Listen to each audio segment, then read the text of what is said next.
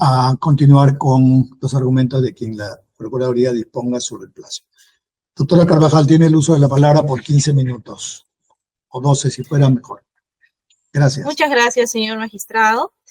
Bien, esta Procuraduría, siendo notificados por el correspondiente requerimiento acusatorio formulado por la Primera Fiscalía Suprema Transitoria Especializada en Delitos de Corrupción de Funcionarios, en contra del señor Gianfranco Martín Paredes Sánchez, en calidad de presunto cómplice primario por el delito de tráfico de influencias agravada, conforme a los artículos del nuevo Código Procesal Penal, el 104, 105 y 350.1, en calidad de actor civil, cumplimos con absolver por los siguientes términos el requerimiento acusatorio.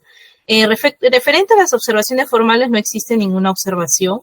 Referente a la pretensión que estamos nosotros buscando, que es la suma de 90.000 soles, cabe señalar que existen los presupuestos correspondientes por el cual se cumple en el presente caso, y es por ese motivo que arribamos al monto de 90.000 soles, en este caso pagado por el señor Gianfranco Martín Paredes Sánchez. Y dentro de los ofrecimientos de medios de prueba, tales como documentales, testimoniales, que ya el Ministerio Público ha señalado y ha ofrecido en su requerimiento acusatorio, de igual manera también nosotros pues nos adherimos a los mismos. Ahora, referente a las exposiciones o las razones por las cuales justificamos esta indemnización pretendida por la Procuraduría, es en atención a una casación que es la casación 189-2019 Lima Norte, donde señala claramente los presupuestos.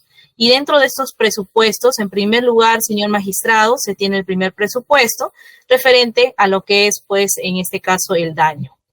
El daño, ¿por qué motivo? En este caso estamos pidiendo el daño en razón al daño extra patrimonial, ya que si bien es cierto, existe un daño, existe en la jurisprudencia, en la doctrina, daño patrimonial, sin embargo, en el presente caso no se identifica un daño emergente ni lucro cesante. Ahora, referente al daño extrapatrimonial, se identifica este daño derivado de los hechos calificados penalmente como de tráfico de influencia agravada, en atención a que existe en primer lugar un daño a la persona. El daño a la persona incluye el daño moral, por lo que se solicita un solo monto por ambos en relación al delito imputado. El artículo 2.1 de la Constitución protege este derecho a la personalidad que para el Estado equivale a su institucionalidad, o sea, la institucionalidad del Estado o la entidad que se habría visto afectada en este caso, ¿no? En segundo lugar, también existe el daño a la proyección social del Estado, en base a que se ha difundido a través de diversos medios periodísticos este delito de corrupción, afectando la imagen del Estado. El Estado invierte parte de su presupuesto en proteger su imagen a través de la marca, en este caso a través de la resolución de la Secretaría General, 153-2011, PROM Perú SG. Sin embargo, debe precisarse que no se está solicitando que se pague toda la suma de dinero que invierte el Estado en proteger su imagen, ni toda la suma usada para medidas de prevención, sino que la finalidad específica es acreditar que existe una relación entre cometer un delito de corrupción de funcionarios y afectar la imagen del país o afectar las medidas preventivas y generar un coste económico, siendo el juez quien con criterio de conciencia determinará, en este caso, señor magistrado, su persona, el monto a pagar. Ahora, referente al rol del Estado, de igual manera también se habría visto soslayado, atendiendo a que existen unos diversos principios éticos que debe tener todo funcionario o servidor público. Ahora, referente, señor magistrado, a este daño específico del cual se está solicitando, atendiendo a que el bien jurídico protegido del tráfico de influencias agravadas es, en este caso, la imparcialidad de la administración pública, buscamos que los poderes e investiduras que éstas le confieren a sus agentes no sean usados indebidamente para generar posiciones de ventaja y privilegio entre los particulares. Ahora, si bien es cierto, existe un daño a la identidad institucional del Estado, que es daño a la institución del Estado que se ha visto soslayado, también existen otros presupuestos que se deben tener en cuenta en el presente caso. En el segundo caso, también tenemos lo que es la antijuricidad, o sea, el hecho ilícito. El segundo presupuesto, que está referido a la conducta que no está permitida por nuestro ordenamiento jurídico, no estamos frente al ejercicio regular de un derecho ni se presenta una causa de justificación en el presente caso que permita, según el Código Civil, un supuesto donde no se genera responsabilidad civil. Sin embargo, el presente caso ha sido, pues, acometido a raíz de la imputación que ya el Ministerio Público, incluso de manera oportuna, lo ha señalado, e incluso a los hechos, tanto circunstancias precedentes, concomitantes y posteriores. Teniendo en cuenta que el presente caso se da a raíz, en este caso, del caso de los cuellos blancos del puerto, donde pues el señor Walter Ríos habría desempeñado como presidente de la Corte Superior del Callao y donde pues habría pues favorecido a diferentes personas a efectos de pues darles algún cargo en la entidad o alguna función específica. Ahora, en el presente caso, claramente se habla de un hecho en sí, que es el hecho que se le atribuye al señor Gianfranco Martín Paredes Sánchez, quien a título de cómplice primario habría cooperado de manera necesaria en noviembre del 2017 en la invocación de estas influencias reales que realizó el señor Walter Benigno Berríos Montalvo, expresidente de la Corte Superior de Justicia del Callao, ante el abogado pastor Walter Polanco Núñez, que era el apoderado del Banco Scotiabank del Perú, con este ofrecimiento de interceder ante el juez del primer juzgado civil de la Corte Superior de Justicia del Callao, que estaba conociendo el expediente en específico, que es el expediente 880-2001, seguido por Fabrimet sobre una nulidad de acto jurídico en contra del Banco Scotiabank y otros. Por lo que dicha causa, para que fuera archivada por sustracción de la materia a cambio de que Walter Ríos pues recibiera esos donativos consistentes en almuerzos, en juguetes para los hijos de los trabajadores de dicha corte donde él era presidente.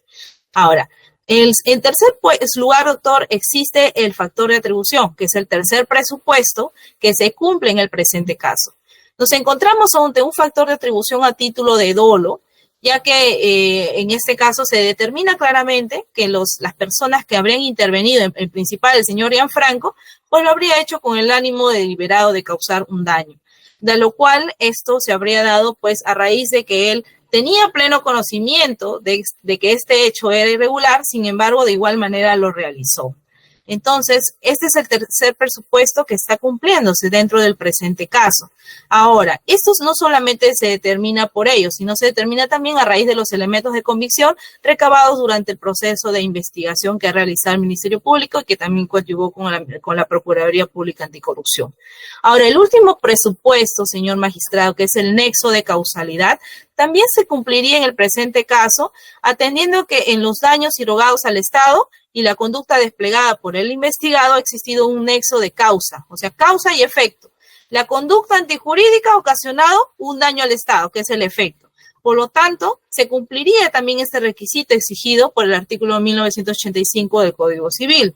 En atención a lo ya señalado, que son los hechos antijurídicos que ya se explicaron, y el daño pues a la institucionalidad del Estado que se habría visto afectado a raíz de este hecho.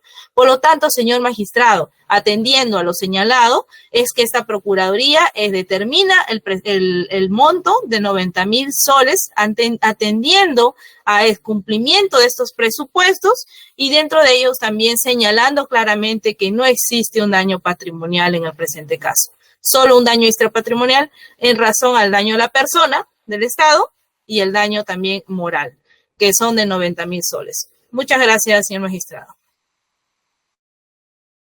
Gracias, doctora. Vamos a pasar a escuchar las observaciones que tiene la defensa respecto del requerimiento fiscal y si hubiera del requerimiento de la Procuraduría. Doctor Ortiz, tiene el uso de la palabra por 12 minutos. Muchas gracias, señor magistrado. Muchas gracias. Sí, en virtud a lo que está establecido el artículo 352 en su numeral 2, señor magistrado, del Código Procesal Penal, nosotros observamos formalmente este requerimiento de acusación porque consideramos que tiene tres errores, tres formas inadecuadas de haber desarrollado el Ministerio Público este requerimiento acusatorio. El primero es porque existe una inadecuada determinación o identificación del imputado. La norma, señor magistrado, es precisamente el artículo 349(1)A del Código Procesal Penal, es clara y taxativamente señala que cuando la persona tiene que ser identificada, esta identificación tiene que realizarse en concordancia con lo que establece el artículo 88, numeral 1 del mismo cuerpo normativo. La identificación del imputado tiene que ser entonces, incluso ya lo ha dicho la Corte Suprema, tiene que ser plena, tiene que ser completa, tiene que ajustarse a las exigencias que la propia norma señala. Y el Acuerdo Plenario 6/2009 en su fundamento 7 señala que la identificación tiene que ser exhaustiva. Y exhaustiva significa, señor magistrado, que se agoten por completo. ¿Y qué elementos se tienen que agotar para poder identificarse? Pues los establecidos precisamente en el artículo 88, numeral 1 de la norma procesal penal.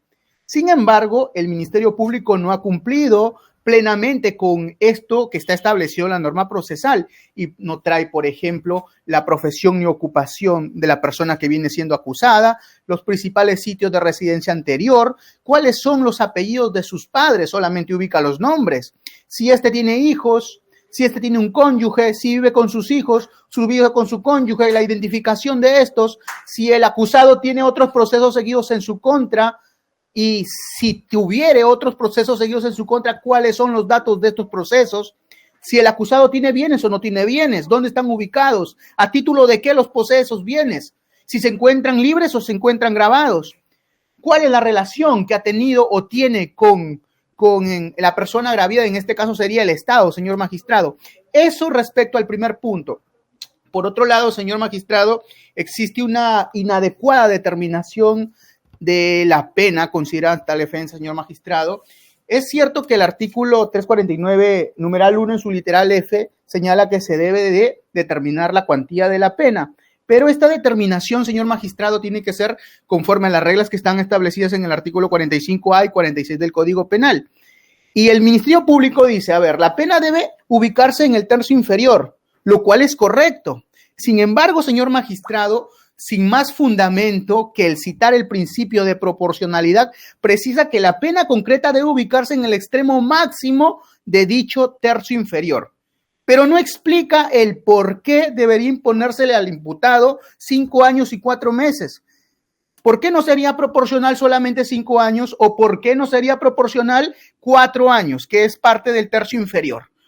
Solamente porque es un delito que ha sido cometido, dice el Ministerio Público, con dolo, merece ser sancionado en dicho extremo, pues hasta donde sé, señor magistrado, este delito siempre tiene que ser cometido por dolo.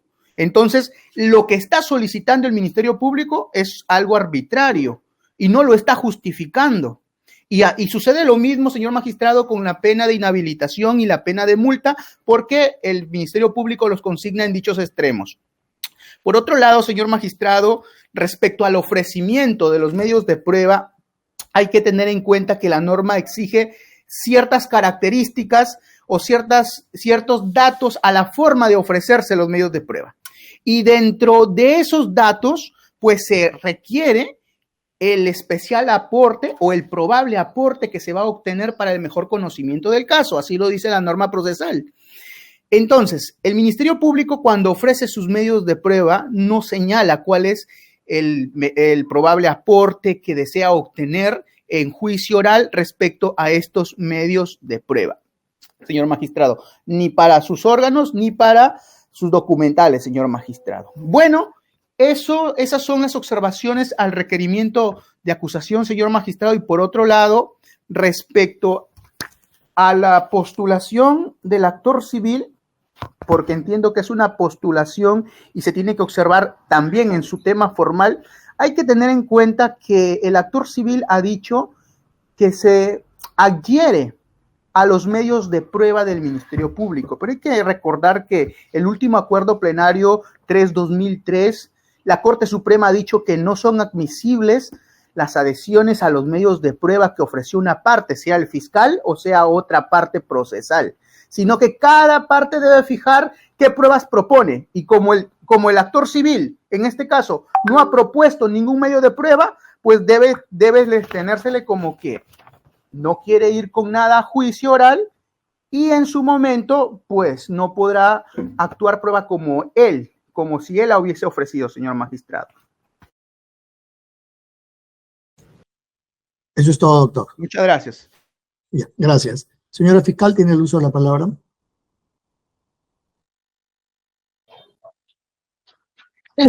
Gracias, señor magistrado supremo. El Ministerio Público solicita que se declaren improcedentes las observaciones formales planteadas por la defensa técnica del acusado Gianfranco Paredes Sánchez a mérito de los fundamentos que paso a detallar. Conforme hemos escuchado en la locución de la defensa técnica del acusado, Esta refiere que la acusación adolece de defectos, en primer lugar, señalando una inadecuada identificación del imputado. Al respecto, señor magistrado, debemos señalar lo siguiente. El Ministerio Público ha cumplido con identificar debidamente al acusado Gianfranco Martín Paredes Sánchez, tal como se puede apreciar de los datos identificatorios que aparecen en el requerimiento escrito en las páginas 1 y 2.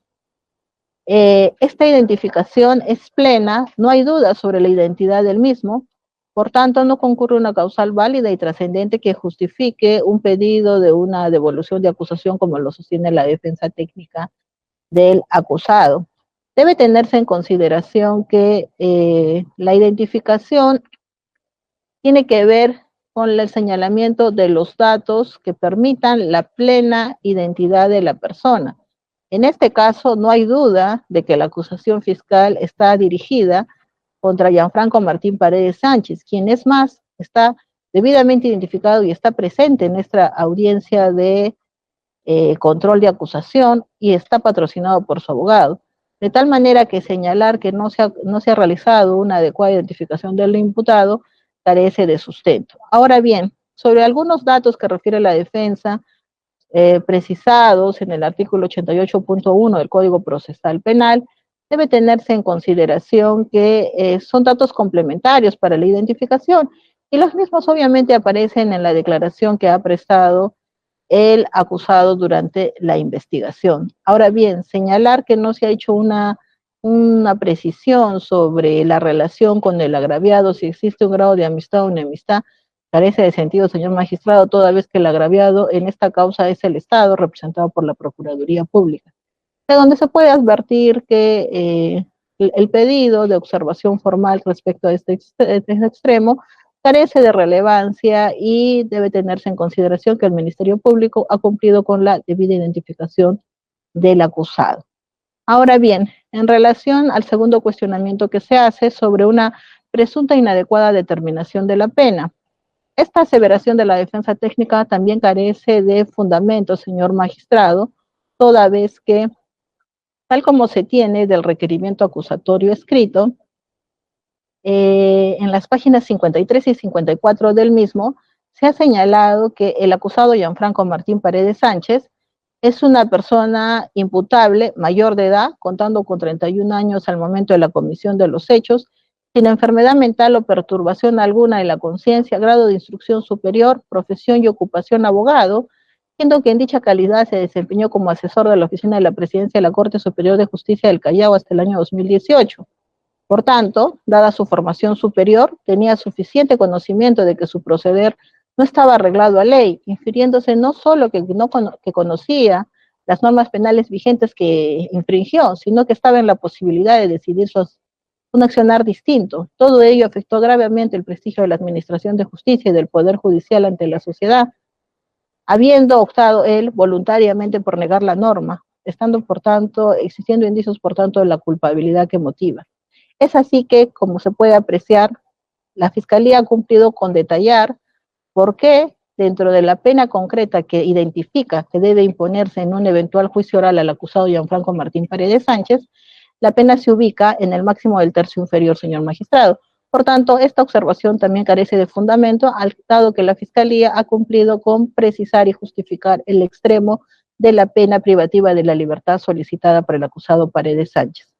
Finalmente, sobre la observación formal respecto de que hay un adecuado ofrecimiento de los medios de prueba, señor magistrado, tal como se puede verificar del ofrecimiento de prueba del requerimiento acusatorio escrito presentado por el Ministerio Público, a partir de la página 57 del mismo se puede advertir cada uno de los medios probatorios, tanto periciales, personales, documentales, que el Ministerio Público ha ofrecido y que actuará en un eventual juicio oral, de ser el estadio, y en los mismos se ha cumplido con detallar la conducencia, pertenencia, utilidad y los puntos sobre cada uno de los cuales versarán las actuaciones tanto de las declaraciones de testigos como peritos, como lo que se pretende acreditar con la prueba documental. En ese orden de ideas, señor magistrado, la observación planteada por la defensa técnica del acusado, Gianfranco Martín Paredes Sánchez, también carece de sustento y fundamento. Por todo ello, el Ministerio Público solicita que se rechace y declare improcedentes las observaciones formales presentadas por la defensa técnica del investigado Gianfranco Paredes Sánchez y continuando con el séquito de la causa, se continúe con la audiencia de control de acusación. Gracias, señor magistrado. Gracias, doctora. Doctora Carvajal, por la Procuraduría. Sí, señor magistrado. Muchas gracias por darme el uso de la palabra.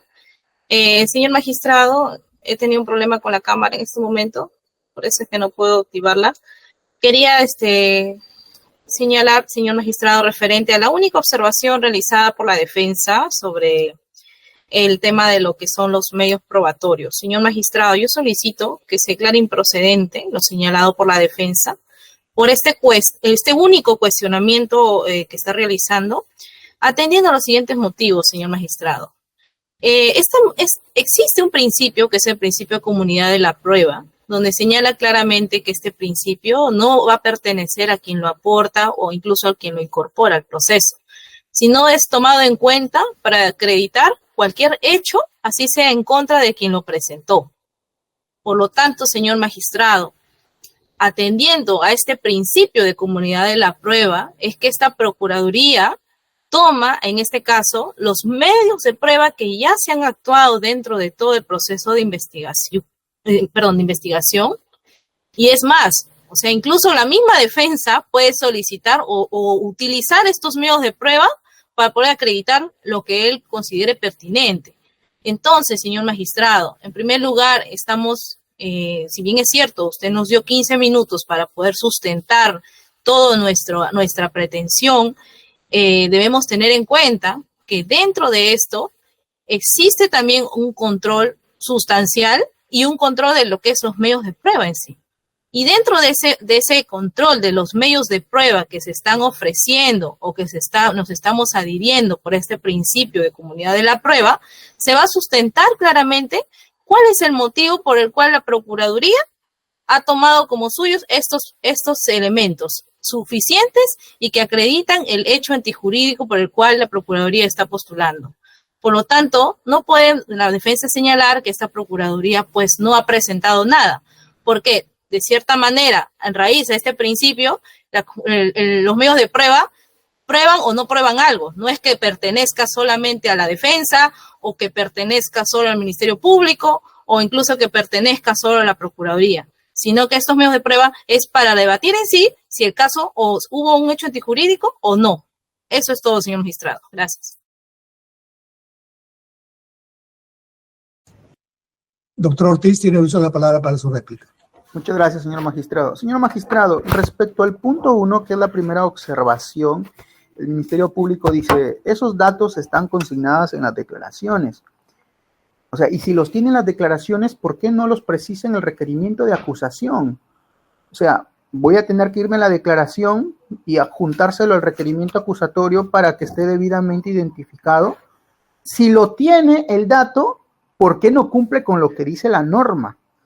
Eso es lo que estamos observando, señor magistrado. Y estos requisitos no son requisitos que la defensa esté exigiendo por sí mismos, sino son requisitos que están establecidos en la norma jurídica. Respecto al segundo punto, que es la inadecuada determinación de la pena, el Ministerio Público dice, el acusado es imputable, es mayor de edad y es abogado. Como tiene capacidad culpabilística, entonces su pena no tiene que estar en el tercio inferior, pero en el extremo máximo. Pero ¿y? Todo imputado, todo acusado tiene que ser imputable. Todo acusado tiene que ser mayor de edad. Y si le estás imputando tráfico de influencias, tiene que tener una profesión determinada en un cargo determinado. Entonces no puedes decir que porque es imputable, es mayor de edad, actuó con dolo, es abogado, entonces tiene que estar en el extremo máximo del tercio inferior. Tiene que darme una justificación objetiva. Si no, sería una justificación arbitraria. Es más, ausencia de justificación en ese momento para que el Ministerio Público pueda ubicar la pena en ese extremo, señor magistrado. Y respecto al último punto, señor magistrado, al ofrecimiento de los medios de prueba, el Ministerio Público confunde lo que es la utilidad, pertinencia, conducencia, el punto sobre el que va a recaer el interrogatorio, por ejemplo, de los testigos o el examen de los peritos, con el probable aporte a obtener para el mejor conocimiento de caso. Y la norma lo exige tanto para los órganos de prueba como para las documentales. Es cierto, el Ministerio Público pone la utilidad, pertinencia y conducencia de las documentales. Está bien, también lo pone para los órganos de prueba.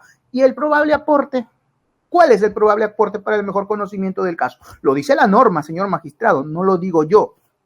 Por otro lado, señor magistrado, respecto a lo que dice el actor civil, estamos en una postulación de forma.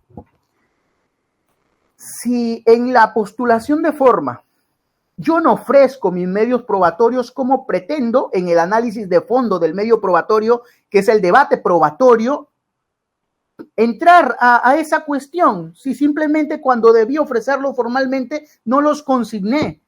Es por eso que la Corte Suprema dice, tienes que consignar elemento por elemento probatorio con el que pretendes probar y después se puede entrar al debate probatorio. Pero ahora estamos en el debate formal y si no los traigo en el debate formal, entonces no puedo discutir el fondo del medio probatorio, es decir, si en realidad es útil, pertinente, conducente, si va a acreditar o si aporta al proceso en el debate probatorio. Entonces, el actor civil tiene que mencionarlos y cumplir con el acuerdo plenario. Muchas gracias, señor magistrado. Señora fiscal, para concluir. Señor magistrado, la Fiscalía se reafirma en lo solicitado, dado que en la segunda locución de la defensa técnica, el acusado ha repetido los mismos fundamentos señalados en su primera intervención, por lo cual las observaciones formales deben ser desestimadas. Gracias, señor. ¿Algo más por la Procuraduría?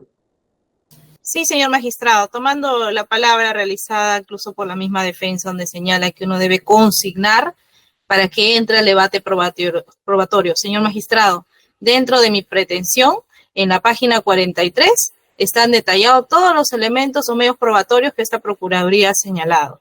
Incluso está consignado tanto la pertinencia, la conducencia y la utilidad por cada medio probatorio que esta Procuraduría, por el principio de comunidad de la prueba, se ha adherido. Por lo tanto, señor magistrado, esta sustentación realizada en esta audiencia es un resumen de toda la pretensión que nosotros estamos arribando.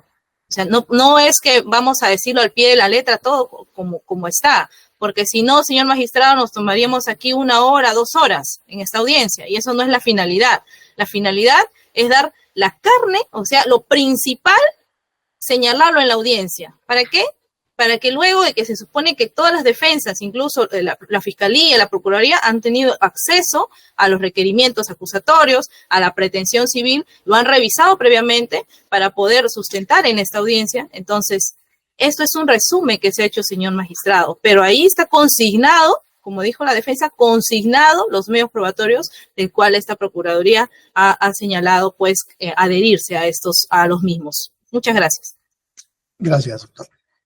He escuchado los argumentos de la defensa, quien formuló observaciones al requerimiento fiscal y a la propuesta de la Procuraduría. Se debe evaluar estas observaciones y se fija la tercera sesión o la próxima sesión para el miércoles 17 de julio a las 2:30 de la tarde. Están notificados, es en el mismo link. Gracias, hasta luego. Se concluye la sesión a las 15:33. Señor magistrado, disculpe, 2:30, ¿verdad? 2:30, correcto. Muchas gracias, doctor. Gracias. Hasta luego, hasta luego. Buenas tardes con todos. Buenas tardes con todos.